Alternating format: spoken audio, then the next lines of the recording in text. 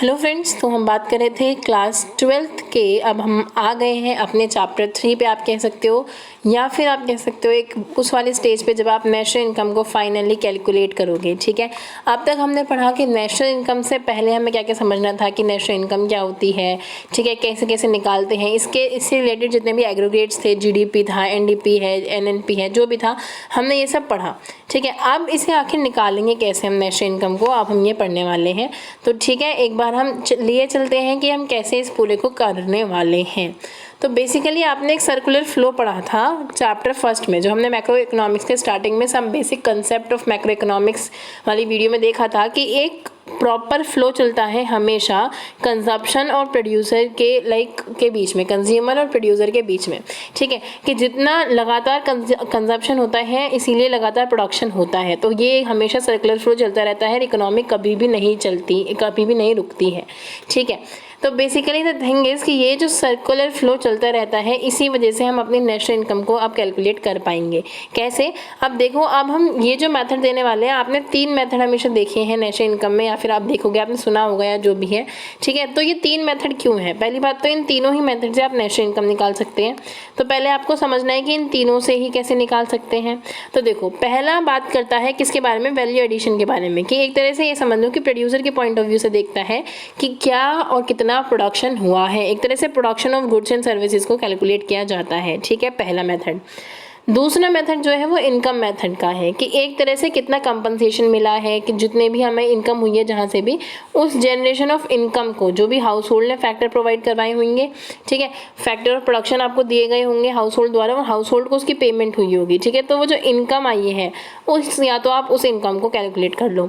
और तीसरा है जितना भी आप लोगों ने खर्चा किया है, जितनी भी इकोनॉमी में खर्चा हुआ है, आप उसे कैलकुलेट कर लो, तो भी आप नेशनल इनकम निकाल लोगे। अब ऐसा क्यों है कि भले ही जितना बनाया गया है उससे निकाल लो तो भी नेशनल इनकम आएगी, जितना इनकम आई है उसे निकाल लो तो भी नेशनल इनकम आएगी, और जितना खर्चा हुआ है उसे निकाल लो तो भी नेशनल इनकम आएगी। देखो, नेशनल इनकम का मतलब है देश की कमाई, और देश की कमाई कैसे होती है? तो या तो जितना प्रोडक्शन होगा, ठीक है, प्रोडक्शन हुआ, जितना भी प्रोडक्शन हुआ उसमें कुछ फैक्टर लगे होंगे। ठीक है, कुछ फैक्टर ऑफ प्रोडक्शन लगे होंगे, उन फैक्टर ऑफ प्रोडक्शन को किसी ना किसी रूप में इनकम दी गई होगी। जितना प्रोडक्शन हुआ उतनी ही उस हिसाब से इनकम मिली, और जितनी लोगों के पास इनकम गई होगी उतना ही उन्होंने एक्सपेंडिचर करा होगा, उतना ही उन्होंने खर्चा करा होगा। ठीक है, इसमें हम कुछ अजम्पशन मान के चलते हैं कि अजम्पशन है कि सेविंग इकोनॉमी में नहीं हो रही है, यानी कि लोगों के पास जितना भी पैसा है वो सबका सब वो खर्चा कर रहे हैं, जितनी भी इनकी इनकम आई सारी की सारी एक्सपेंड कर दी उन्होंने। ये इसमें अजम्पशन हम लेके चलते हैं कि सेविंग जो हो रही है ना, कि लोगों ने क्या करा कि कमाई आई, उसके बाद बैंक में रखने की जगह या कहीं भी डालने की जगह क्या कर दिया, सीधा अपने घरों में अंदर रख लिया पैसा। ठीक है, ये भी याद रखना कि अगर बैंक में भी पैसा जा रहा है तो सेव नहीं है वो, एक तरह से इकोनॉमी के लिए मैक्रो लेवल पे सेव नहीं है वो। ठीक है, इंडिविजुअल के लिए माइक्रो लेवल पे सेव हो सकता है, लेकिन इकोनॉमी के लिए मैक्रो लेवल पे सेव नहीं है, क्योंकि बैंक में जब पैसा जाता है तो उस पैसे से किसी और को लोन दिया जाता है, तो वो इकोनॉमी में आ जाता है पैसा। ठीक है, तो मैक्रो लेवल पे आप देखोगे तो सेविंग को हमने जीरो माना है जब आप बात करते हो कि इनकम और एक्सपेंडिचर दोनों इक्वल हैं। ठीक है, तो जितना वैल्यू एडिशन हुआ, जितना इनकम जनरेट हुआ, या फिर जितना खर्चा हुआ, आप किसी को भी काउंट कर लो, आप नेशनल इनकम तक पहुंच जाओगे। ठीक है, तरीका थोड़ा सा डिफरेंट हो सकता है, वो हम देखेंगे कैसे कैसे होगा। ये वाला जो आपका सर्कुलर फ्लो है एक तरह से 3D डायमेंशन में दिखा रखा है किस तरह से काम हो रहा है। तो प्रोड्यूसर सेक्टर हमेशा रहता है और हाउस होल्ड सेक्टर हमेशा रहता है आपकी इकोनॉमी के अंदर। ठीक है, क्या होता है, प्रोड्यूसर सेक्टर से हाउस होल्ड सेक्टर क्या लेते हैं, गुड्स एंड सर्विसेज लेते हैं। ठीक है, प्रोड्यूसर सेक्टर क्या देंगे, गुड्स एंड सर्विसेज देंगे हाउस होल्ड सेक्टर को। ठीक है, इसके बदले में क्या होगा, हाउस होल्ड सेक्टर क्या करेंगे, एक्सपेंडिचर करेंगे उस गुड्स एंड सर्विसेज पर। ठीक है, हमेशा की बात है कि प्रोड्यूसर सेक्टर को चाहिए क्या, फैक्टर ऑफ प्रोडक्शन चाहिए जो कि हाउस होल्ड देंगे, और house hold factor of production कैसे देते हैं वो हमने लास्ट वीडियो में पढ़ लिया था, आप देख सकते हैं। ठीक है, उसके बाद क्या है, इस प्रोड्यूसर सेक्टर ने जब हाउस होल्ड से ले लिया factor of production, land, labour, capital और एंटरप्रेन्योरशिप, उसके लिए वो फैक्टर ऑफ पेमेंट भी तो करेगा, यानी कि उन चीज़ों का वो पेमेंट भी करेगा। ठीक है, लैंड का रेंट देगा, कैपिटल का इंटरेस्ट देगा, एंटरप्रेन्योरशिप का प्रॉफिट होगा। ठीक है, लेबर का आपको कंपनसेशन मिलेगा। ठीक है, तो इनका ये हमेशा फ्लो चलता रहता है प्रोड्यूसर सेक्टर और हाउस होल्ड सेक्टर के बीच में। इससे आपका फ्लो निकल के आता है 3 फेजेस का। 3 फेजेस का कैसे, 3 काम होते हैं। एक तो प्रोडक्शन होती है गुड्स एंड सर्विसेज की, जो कि प्रोड्यूसर सेक्टर करता है। इसके अलावा इनकम होती है पूरे हाउस होल्ड सेक्टर की। इसके अलावा उस इनकम को फिर खर्चा किया जाता है, ठीक है। इन 3 फेजेस के रूप में, इन 3 फेजेस के बेस पे क्या होता है, 3 तरह के रास्ते निकाले इन्होंने नेशनल इनकम को निकालने के लिए। अब 3 तरह के रास्ते क्या निकल गए कि या तो आप जोड़ लो कि कितना वैल्यू एडिशन हुआ। कितना वैल्यू एडिशन का मतलब है कि कितना सम टोटल फाइनल गुड बनाए गए हैं गुड्स एंड सर्विसेज पूरी इकोनॉमी में। दूसरा वो कह रहा है, या फिर आप ये देख लो कि कितनी फैक्टर इनकम जनरेट हुई है, सिर्फ इनकम काउंट करो, ठीक है। या फिर जितना खर्चा हुआ है किसी भी रूप में उस खर्चे को आप काउंट कर लो, ठीक है। तो ये 3 तरीके हैं जो हम पढ़ने वाले हैं और इस पर्टिकुलर वीडियो में हम सिर्फ अपना पहला तरीका पढ़ने वाले हैं जो है आपका वैल्यू एडिड का मेथड, कि आखिर कैसे प्रोडक्शन के पॉइंट ऑफ व्यू से हम बात करेंगे, एक प्रोड्यूसर के पॉइंट ऑफ व्यू से बात करेंगे। लेकिन उससे पहले जब आप तीनों आइडेंटिटी को, यानी कि तीनों चीज़ों को, प्रोडक्शन को, इनकम को और एक्सपेंडिचर को इक्वल रख देते हैं, सामने सामने रख देते हैं, तो ये एक ट्रिपल आइडेंटिटी बन जाती है। ट्रिपल आइडेंटिटी मतलब ये तीनों चीज़ इक्वल है, चाहे आप प्रोडक्शन मेथड लगाओ, प्रोडक्ट मेथड, इनकम मेथड या एक्सपेंडिचर मेथड, तो ये तीनों क्या है, इक्वल है, ठीक है। इसीलिए आप क्या कहोगे, इसे ट्रिपल आइडेंटिटी आप कहते हो, क्योंकि ये ट्रिपलेट है, इक्वल है, ठीक है। देखो बेसिकली बात आती है कि वैल्यू एडिड मेथड आखिर होता क्या है। वैल्यू एडिड मेथड में आप देखते हो जीडीपी एमपी निकलती है इससे। पहले आप याद रखो कि आपका नेशनल इनकम है क्या, नेशनल इनकम है एनएनपीएफसी, ठीक है। अब एनएनपीएफसी आपकी नेशनल इनकम है, लेकिन आप वैल्यू एडिड मेथड से क्या निकालोगे, पहले जीडीपी एमपी निकलती है हमेशा, उसके बाद आपको उसे एनएनपीएफसी में चेंज करना है प्रॉपर नेशनल इनकम निकालने के लिए, ठीक है। अब ऐसा क्या है कि जीडीपी एमपी निकला, सीधा एनएनपीएफसी नहीं निकला, ठीक है। वो अभी आपको पता चल जाएगा जब मैं आपको पूरा जीडीपी एमपी का ये वाला मेथड एक्सप्लेन करूँगी। अब आप जीडीपी एमपी से एनएनपीएफसी कैसे निकालोगे, ये हमने लास्ट वीडियो में सीख लिया था कि आपको एक एक टर्म को कैसे चेंज करना है, जी से एन पे, डी से एन पे, ये सब आपको करना आता है, ठीक है। अभी हम देख लेते हैं पूरा फॉर्मूले को, समझते हैं कि वैल्यू एडिड मेथड का फॉर्मूला है क्या। तो देखो इसमें है कि कितना आखिर वैल्यू ऐड हुआ है, कितना प्रोडक्शन किया है किसने, प्रोड्यूसर यूनिट ने। अब प्रोडक्शन क्या होता है, कैसे कैसे हो सकता है, कितने फेजेस में होता है, जो हम आपने पढ़ा कि आपने इंटरमीडिएट गुड और जो फाइनल गुड थे उन्हें बांटे थे। फाइनल गुड जो बिके, प्रोड्यूसर के जो फाइनल गुड थे जो बिके, एक तो वो जो भी उसकी सेल है, ठीक है। सेल उसका वैल्यू ऑफ आउटपुट है, जितना भी उसने आउटपुट किया या तो वो उसे बेच देगा, ठीक है, या तो वो सेल हो चुकी होंगी, जितना भी उसने बनाया, ठीक है, जनरेट किया वो या तो सेल हो चुका होगा या फिर वो उसके स्टॉक में पड़ा होगा, ठीक है। तो जब आप वैल्यू ऑफ आउटपुट निकालते हो तो वैल्यू ऑफ आउटपुट आपकी क्या होती है, sales plus change in stock. Sales plus change in stock का क्या मतलब है, सेल यानी कि कितना वो बेच चुका है, एक तो वो, ठीक है, वो उसने वैल्यू ऐड की थी, साथ में जितना उसका चेंज इन स्टॉक है यानी कि जितना उसके पास पड़ा हुआ है, यानी कि उसने बना लिया है, वैल्यू ऐड कर लिया लेकिन अभी बिका नहीं है, वो भी तो आप ऐड करोगे, ठीक है। लेकिन इसमें आप माइनस क्या कर दोगे, इंटरमीडिएट कंजप्शन। आपको इंटरमीडिएट कंजप्शन क्यों माइनस करना है, क्यों ज़रूरी है इंटरमीडिएट कंजप्शन को माइनस करना, और इंटरमीडिएट कंजप्शन होता क्या है। तो देखो लैंड, लेबर, कैपिटल, एंटरप्रेन्योर, ये सारी चीज़ें तो आपकी सेल में आ गई, ठीक है। सेल में आपने कुछ प्राइस पे बेचा होगा उसमें आ गई, ठीक है। लेकिन आपका एक फैक्टर होता है रॉ मटेरियल। अब ये जो रॉ मटेरियल है आपका, ये रॉ मटेरियल अगर आप माइनस नहीं करोगे तो रॉ मटेरियल जब आपने स्टार्टिंग में ख़रीदा था उस टाइम भी ऐड हो गया। ऐड होते होते जो आपका फाइनल गुड है, फाइनल गुड में ऑलरेडी रॉ मटेरियल एडेड है, ठीक है। तो आपने जो इंटरमीडिएट कंजप्शन बीच में, यानी कि प्रोसेस के बीच में जितना भी इंटरमीडिएट कंजप्शन हो चुका है, अगर आपने उसे माइनस नहीं करा तो क्या हो जाएगा, आपकी डबल काउंटिंग हो जाएगी। तो एक बार जो हमारा मेथड है उसे हम डीपली देख लेते हैं। तो आपका डीपली मेथड क्या था कि आप निकालोगे अपना जीडीपी एमपी, यानी कि वैल्यू एडिड मेथड से जब आप अपने क्या निकाल रहे हो, नेशनल इनकम निकाल रहे हो, तब आप क्या करोगे, वैल्यू ऑफ आउटपुट में क्या कर दोगे, value of output minus intermediate consumption. अब वैल्यू ऑफ आउटपुट कैसे निकलेगी, sales plus change in stock. Sales आपने देख लिया कि सेल्स क्या होती है कि आपका कितना वो बिका है, ठीक है। इसके अलावा चेंज इन स्टॉक, जितना आपका स्टॉक था क्लोजिंग के टाइम पे और ओपनिंग के टाइम पे उसका डिफरेंस क्या है। चेंज इन स्टॉक हमेशा कैसे निकलता है, closing stock minus opening stock, कि जब आपने क्लोज किया तब कितना था उसमें से माइनस कर दो जब आपने ओपन किया था पहले कितना था, ठीक है। यानी कि अगर मान लो 2020 के एंड में आपके पास 20 लाख का स्टॉक है, ठीक है, ओपनिंग के टाइम पे आपके पास सिर्फ 10 लाख का स्टॉक था, तो 20 माइनस 10 जब आप कर दोगे तो आपके पास आता है 10 लाख का चेंज इन स्टॉक, ठीक है। तो आपका ओवरऑल कितना वैल्यू एडिशन हुआ, एक तो वो जितना आपने सेल कर दिया और एक वो जितना आपके पास एज स्टॉक बचा हुआ है। इसमें से आपको पूरा जीडीपी एमपी निकालने के लिए क्या करना है, माइनस कर देना है इंटरमीडिएट कंजप्शन, ठीक है। हम आपको बता चुके हैं इंटरमीडिएट कंजप्शन यानी कि आपका जो रॉ मटेरियल है आप एक तरह से उसे माइनस कर रहे हैं, ठीक है। ये हमें समझ में आ गया इंटरमीडिएट कंजप्शन क्या होता है, चेंज इन स्टॉक क्या होता है और वैल्यू ऑफ आउटपुट क्या होता है, ओके। लेकिन हमारा इससे क्या निकल के आया, सिर्फ जीडीपी एमपी। अब जीडीपी एमपी से आपको नेशनल इनकम में तो निकाल लिया, नेशनल इनकम कैसे निकालोगे, एनएनपीएफसी तक पहुंचना है तो ऑब्वियसली आप कुछ चेंजेस करोगे। जी से जब हमें एन पे पहुंचना था हमने क्या किया था, ग्रॉस से आपको नेट पे पहुंचना है तो आप क्या करोगे, डेप्रिसिएशन को माइनस कर दोगे, कर दिया, ठीक है। उसके बाद डोमेस्टिक से अगर आपको नेशनल पे पहुंचना है तो net factor income from abroad क्या कर दोगे आप, इसमें प्लस कर दोगे क्या, net factor income from abroad, ठीक है।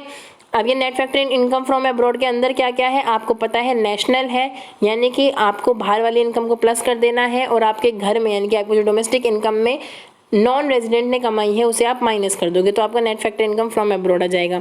उसके बाद आपको चौथा है कि आपको एमपी को एफसी में करना है। जब हमें मार्केट प्राइस को करना होता है फैक्टर कॉस्ट में तो आप क्या करते हो, आप टैक्सेस को कर देते हो माइनस और सब्सिडीज़ को कर देते हो प्लस। क्यों कर देते हो, क्योंकि मार्केट में आप टैक्स लगाओगे लेकिन फैक्टर कॉस्ट के टाइम पे आपका टैक्स का खर्चा नहीं था, ठीक है। मार्केट में आप सब्सिडीज़ को जोड़ दोगे, वो सब्सिडीज़ को पहले हटाया था आपने लेकिन फैक्टर कॉस्ट के टाइम पे आपको सब्सिडी का फ़ायदा नहीं था इसलिए आपने सब्सिडी को इसमें ऐड कर दिया और ये फैक्टर कॉस्ट बन जाती है, ठीक है। तो यानी कि आपको नेट इनडायरेक्ट टैक्सेस जो थे आपको उसे माइनस कर देना है, ठीक है। लो यहाँ हमने खोल के बता दिया, जीडीपी एमपी है, माइनस कर दिया है आपने डैप और माइनस कर दिया है नॉन रेजिडेंट की इनकम, जोड़ दी है इनकम फ्रॉम अब्रॉड जो आपके लोगों ने कमाई थी, इनडायरेक्ट टैक्सेस को कर दिया है माइनस, सब्सिडीज़ को कर दिया है प्लस, निकल के आ गया है आपका एनएनपीएफसी, ठीक है।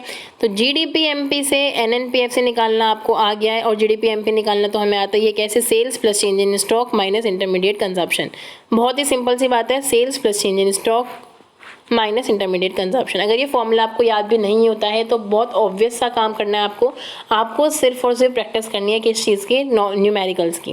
लाइक जब आप आगे के मेथड भी पढ़ोगे, एक्सपेंडिचर मेथड आएगा आपका, ठीक है, आपका इनकम मेथड आएगा तो बहुत सारी टर्म्स आपको मिल जाएंगी। उन टर्म्स को समझने के लिए उनके साथ अपने आप को सही बैठाने के लिए आपका तालमेल बैठ जाए, वो सिर्फ और सिर्फ प्रैक्टिस से आएगा। और प्रैक्टिस किसकी करनी है आपको, जितने आप न्यूमेरिकल पॉसिबली कर पाओ उनके, ठीक है। अभी हम एक न्यूमेरिकल करेंगे, जब हम करेंगे तब आपको समझ में आएगा कि किस तरह से आपकी कंफ्यूजन्स क्लियर होंगी। कुछ प्रिकॉशंस देख लेते हैं, क्या क्या ऐड करते हैं क्या क्या ऐड नहीं करते हैं, ठीक है। अगर आप सेकंड हैंड गुड्स की बात करोगे तो सेकंड हैंड गुड्स के सेल्स में जितना पैसा गया है, मान लो 500 की बाइक है, ठीक है, आपने सेकंड हैंड बेची तो आपने 200 की बेच दी, ठीक है। ये जो 200 रुपये हैं ये इसमें ऐड नहीं करोगे आप। क्यों नहीं करोगे, क्योंकि जब जिस साल वो बनी थी, मान लो 500 की बनी थी तो ऑलरेडी ऐड हो चुका है तो डबल काउंटिंग हो जाएगी। तो सेकंड हैंड गुड जब बेचते हैं तो उसकी वैल्यू ऑफ सेल नहीं जोड़ते हैं, लेकिन उसका जो कमीशन होगा ना, यानी कि बीच में जिसने इंटरमीडिएट का काम करा होगा, जिसने आपकी बातचीत करवाई होगी ब्रोकर से, ठीक है, तो उस कमीशन को जोड़ा जाता है। क्यों, क्योंकि कमीशन एक तरह से सर्विस देना हुआ ना, उस सर्विस को आप जोड़ोगे, ठीक है, लेकिन आप उसके पैसे को, बाइक के पैसे को नहीं जोड़ोगे। इसके अलावा अगर आपने खुद के लिए प्रोडक्शन कराई, यानी कि अगर कोई प्रोड्यूसर है वो खुद के लिए प्रोडक्शन करता है, मान लो कोई कार बनाने वाली कंपनी है, ठीक है, उसने एक कार अपने पास ही रख ली है अपने एम्प्लॉयज़ को लाने ले जाने के लिए, तो उसे आप ज्वाइन करोगे, ऐड करोगे। क्यों, क्योंकि वैल्यू तो उसने ऐड करी है ना, भले ही उसने मार्केट में बेचता वो तब मार्केट में यूज़ होती, या फिर उसने खुद ही यूज़ कर ली, तो वैल्यू तो उसमें ऐड हुई है। तो आप क्या करोगे, ऑन प्रोडक्शन के लिए जब कोई भी चीज़ें होती हैं तब उसे जोड़ा जाता है। फिर आगे देख रखा है, अगर कोई ऐसी चीज़ है, कोई भी वैल्यू है जो कि इम्प्यूट करी गई है किसके लिए, सेल्फ कंजप्शन के लिए, सेम वही है। जैसे मान लो इस टाइम आपने कार का एग्जांपल ले लिया, ऑन अकाउंट प्रोडक्शन में, सेल्फ कंजप्शन में मान लो कि अगर फार्मर्स हैं वो कुछ उगाते हैं अपने लिए, ठीक है, तो फार्मर्स अगर उगा रहे हैं तो स्टिल वो क्या कर रहे हैं, वैल्यू ऐड कर रहे हैं, भले ही अपने लिए कर रहे हैं तो भी आप क्या करोगे, उसे वैल्यू एडिशन में ऐड करोगे, ठीक है।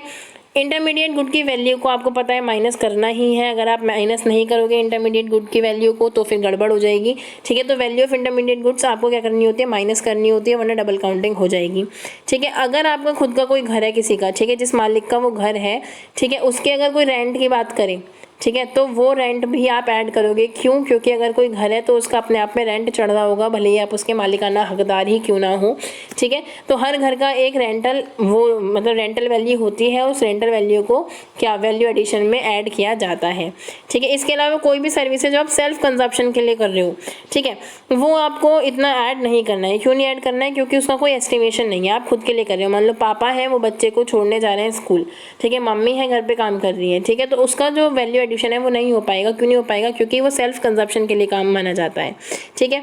इसके अलावा अगर आप गवर्नमेंट सेक्टर की बात करोगे तो गवर्नमेंट सेक्टर की जितनी भी बातें होती हैं, लाइक जितनी भी वैल्यू एडिशन की आप बात करोगे, सिर्फ और सिर्फ किस में जाता है, एम्प्लॉयज़ के कंपनसेशन में चला जाता है। गवर्नमेंट का सिर्फ वो कंपनसेशन ऑफ एम्प्लॉयज़ वाला आप ऐड कर सकते हो, वो भी आप इनकम मेथड में ऐड करोगे जाके, ठीक है। ये तो इनकम मेथड नहीं है, वैल्यू ऑफ प्रोडक्शन की बात चल रही है। और इसके अलावा अगर आप देखोगे लैंड पे कितना रेंट हुआ वो इसका डाटा प्रोवाइड नहीं करवाते हैं, ठीक है। कैपिटल पे कितना इंटरेस्ट आया इसका भी डाटा नहीं मिल पाता है, इसलिए उन्हें ऐड नहीं किया जाता है। और रही बात प्रॉफिट की, तो गवर्नमेंट एक ऐसी ऑर्गेनाइजेशन है, आपको पता है कि वो प्रॉफिट अर्न नहीं हो पाता है। लाइक गवर्नमेंट का अगर कोई काम हो रहा है तो प्रॉफिट अर्न करने के लिए थोड़ी ना होता है, वो सोसाइटी के वेलफेयर के लिए होता है। तो इसलिए सिर्फ एक फैक्टर यूज होता है गवर्नमेंट सेक्टर का, दैट इज कि कंपनसेशन वो जो देता है एम्प्लॉयज़ को। और वो एम्प्लॉयज़ वाला कंपनसेशन आप कहाँ जोड़ने वाले हो, जाके आप इनकम मेथड में जोड़ोगे। अभी आप इनकम मेथड नहीं कर रहे हो, आप क्या कर रहे हो, सिर्फ और सिर्फ प्रोडक्शन मेथड कर रहे हो, ठीक है। तो ये जो आपका प्रोडक्शन मेथड है, क्या ऐड करना है क्या ऐड नहीं करना है वो आपको समझ में आ गया होगा, ठीक है। ज़्यादातर 1-2 नंबर के जो वन वर्ड क्वेश्चन आते हैं उसमें वो सबसे ज़्यादा आती हैं चीज़ें। अब क्या है प्रॉब्लम, क्या आती है प्रॉब्लम होती है यहाँ पे डबल काउंटिंग की। कैसे, ये समझ लो, एक एग्जाम्पल लेके चलते हैं। अगर मान लो कि एक किसान है, उसने गेहूँ बेची अपनी, ठीक है, 5 रुपये की, ठीक है, फॉर एग्जाम्पल उसने अपनी गेहूँ बेची है 5 रुपये की, ठीक है, उसके अकॉर्डिंग ये फाइनल प्रोडक्ट है उसका। लेकिन इसकी गेहूँ अभी आगे जाती है और वो आटा पिसता है, आगे जाके आटा पीसा 10 रुपये की हो गई। अब आटा पीसने वाले के लिए ये फाइनल प्रोडक्ट है, लेकिन ये आटा पीस के आगे जाता है ब्रेड मेकिंग कंपनी के पास। ब्रेड मेकिंग कंपनी क्या करती है, उसे ब्रेड बनाती है, 15 रुपये का उसे वैल्यू एडिशन कर दिया, ठीक है। स्टिल ये ब्रेड मेकिंग कंपनी तो जाके होलसेलर को दे देती है, लेकिन रिटेलर ने जो फाइनली इसे बेचा वो 20 रुपये में बेचा, ठीक है। सबके लिए उनके अपने अपने प्रोडक्ट क्या थे, फाइनल प्रोडक्ट थे। अगर आपने सबको ऐड कर लिया तो आप क्या करोगे, फिर तो आप 15, 15, 30, 40, 50 यानी कि आप 50 रुपये का वैल्यू एडिशन कर दोगे। बट पूरी इकोनॉमी में अगर देखा जाए तो ओवरऑल से 20 रुपये का ही तो प्रोडक्शन हुआ, वैल्यू एडिशन इन टोटल 20 रुपये का ही तो हुआ। तो ये डबल काउंटिंग हो जाएगी ना। इसी डबल काउंटिंग को रोकने के लिए चीज़ें आती हैं। जब आप प्रॉब्लम देखते हो तो क्या है, डबल काउंटिंग है कि आपको ये पता होना चाहिए कि इंटरमीडिएट गुड क्या है, फाइनल गुड क्या है। तो बीइंग एन इकोनॉमिक स्टूडेंट तो आप क्या करोगे, आप यूज़ पे देखोगे कि फाइनल यूज़ उसका कहाँ हो रहा है जाके। जब तक वो कंज्यूमर जो है, जो फाइनल कंज्यूमर है उसका, उस तक वो चीज़ें नहीं पहुँच जाती, तब तक आप उसे क्या करोगे, ऐड नहीं करोगे फाइनल गुड वाले उसमें, ठीक है। एंड यूज़ से आपका डिपेंड करता है। अब इसे रोकेंगे कैसे, या फिर आप समझ लो कि आप इसे कैसे सुधारोगे। तो फाइनल आउटपुट मेथड यूज़ करोगे। फाइनल आउटपुट मेथड का क्या मतलब है कि एक तरह से जो भी फाइनल आउटपुट निकल के आया है, जो फाइनल कंज्यूमर ने कंज्यूम कर लिया या फिर फाइनल प्रोड्यूसर ने एक्सपेंडिचर करके अपने पास रख लिया। जैसे कोई मशीन है, वो प्रोड्यूसर के काम की थी, प्रोड्यूसर ने फाइनली खरीद के अपने पास रख लिया, अब वो आगे बेचेगा नहीं इस मशीन को। कोई ब्रेड है, वो आगे कंज्यूमर ने खरीद लिया, अब इसके आगे सिर्फ वो कंज्यूम ही करेगा, आगे बेचेगा नहीं। तो फाइनल आउटपुट मेथड का पता लगाना है आपको, पता लगाना इन द सेंस कि आपको ये फाइनल करना है कि उस गुड का फाइनल यूज़ कहाँ हो रहा है, ठीक है। अगर फाइनल यूज़ है कंजप्शन, बेचना नहीं है आगे, तो आप उसे ऐड कर दोगे। इसके अलावा वैल्यू एडिड मेथड का यूज़ करो। वैल्यू एडिड मेथड का यूज़ करने का मतलब क्या है कि माइनस कर दो इंटरमीडिएट कंजप्शन। जैसे ही आप इंटरमीडिएट कंजप्शन माइनस कर दोगे तो वो जो आपको 50 करके कैलकुलेशन आ रही थी ना, ये ऑलरेडी माइनस हो जाएगी इस इंटरमीडिएट कंजप्शन में। क्यों, क्योंकि यही तो एक तरह के रॉ मटेरियल थे जो आपको माइनस करने होते हैं वैल्यू एडिड मेथड में, ठीक है। तो आपको समझ में आ गया, वैल्यू एडिड मेथड हमने देख लिया। अब हम क्या कर रहे हैं, एक एक्सरसाइज कर रहे हैं, यानी कि एक क्वेश्चन कर रहे हैं जिससे हमें पूरा प्रॉपर क्लियर हो जाएगा कि कैसे हम निकालेंगे जीडीपीएमपी, और जीडीपीएमपी से हम कैसे पहुंचेंगे अपने एनएनपीएफसी तक।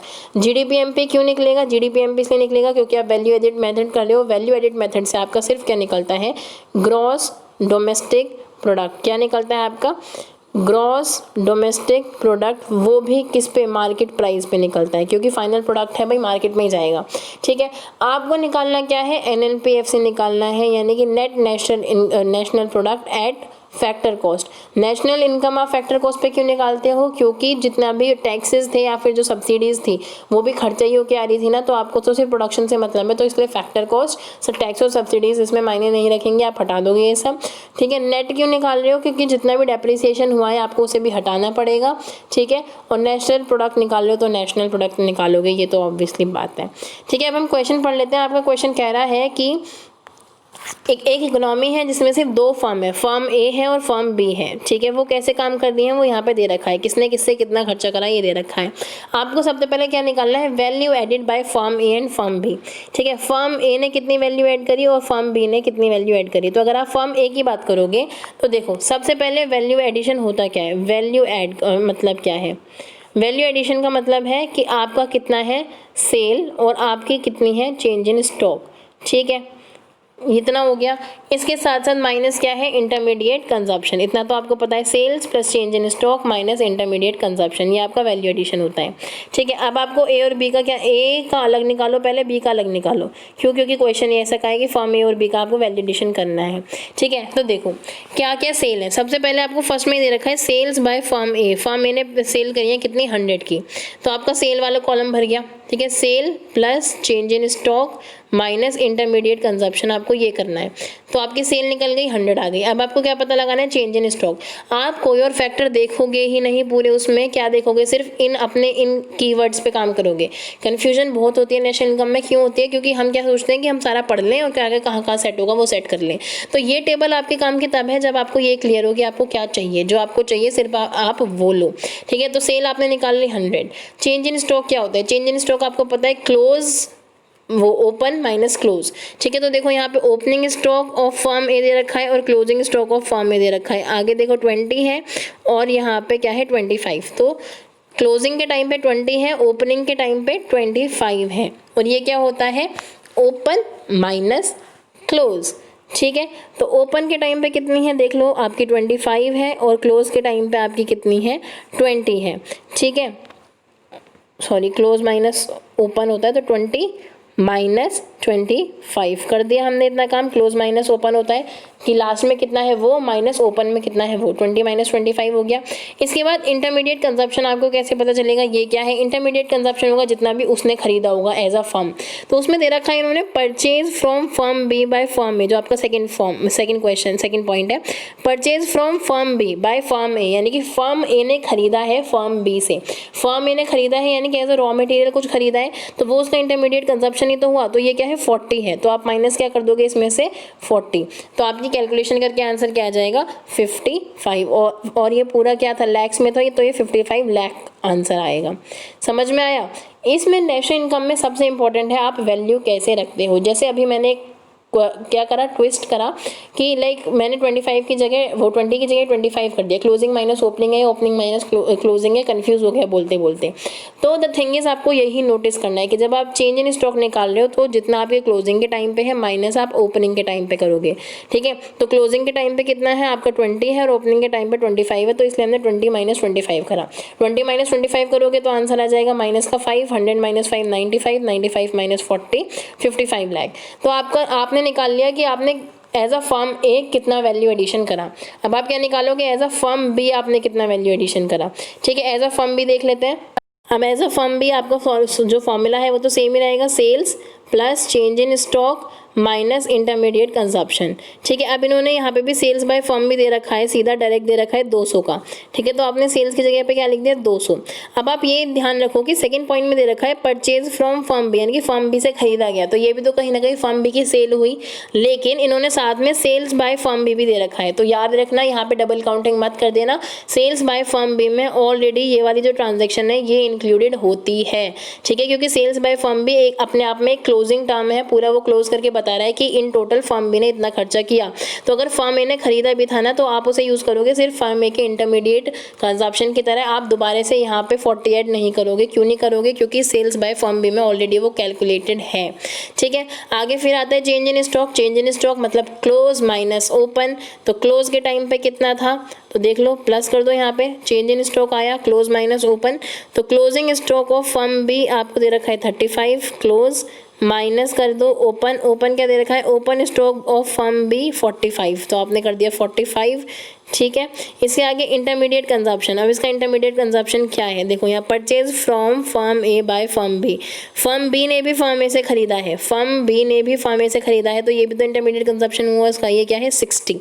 तो माइनस क्या हो जाएगा, 60 हो जाएगा। समझ में आया आपको? अब आप कैलकुलेशन करोगे आगे तो क्या आएगा, 200 प्लस ये क्या है, प्लस माइनस माइनस हो जाएगा, माइनस का 10 माइनस का 60, 200 माइनस माइनस प्लस माइनस का 70, आंसर आ जाएगा आपका 130 लाख।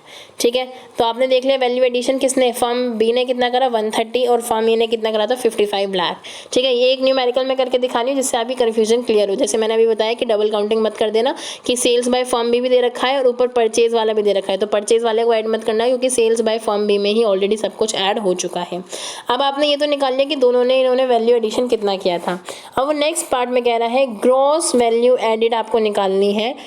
ठीक है, ग्रॉस वैल्यू एडिड या फिर कह दो आप gross domestic product at factor cost, eight factor cost. याद रखना आपका इससे क्या निकल के आता है, जीडीपी एमपी निकल के आता है। क्या निकल के आता है आपका, जीडीपी एमपी, है ना। और आपको निकालने को कह रहा है जीडीपी एफसी, यानी कि जब आप दोनों के वैल्यू एडिड को ऐड भी कर दोगे तब भी आपको एमपी से एफसी में चेंज करना पड़ेगा। याद रखना इस चीज़ को। हमेशा जो आप गलती करते हो नेट इनकम में कि हम देखना ही भूल जाते हैं कि हमने क्या फॉर्मूला लगाया, उससे क्या निकल के आएगा, लेकिन क्वेश्चन में पूछा क्या था। ठीक है, इसलिए नंबर कटते हैं। ठीक है, तो हमने देख लिया कि हमारा सेल्स ए ने कितना करा और बी ने कितना किया, फॉर्म ए का और फॉर्म बी का दोनों का हमने वैल्यू एडिशन देख लिया। तो आप अगर अलग अलग करोगे फिर से आप सेम चीज़ करोगे, कैलकुलेशन आपकी यही आएगी कि आप वैल्यू एडिड फॉर्म ए को plus value added by firm B plus कर दो। ठीक है, तो ये आ जाएगा ग्रॉस वैल्यू एडिड। तो ए और बी को प्लस कर दोगे तो क्या आएगा, 130 लाख था एक का 55 लाख था, तो आपका क्या आ जाएगा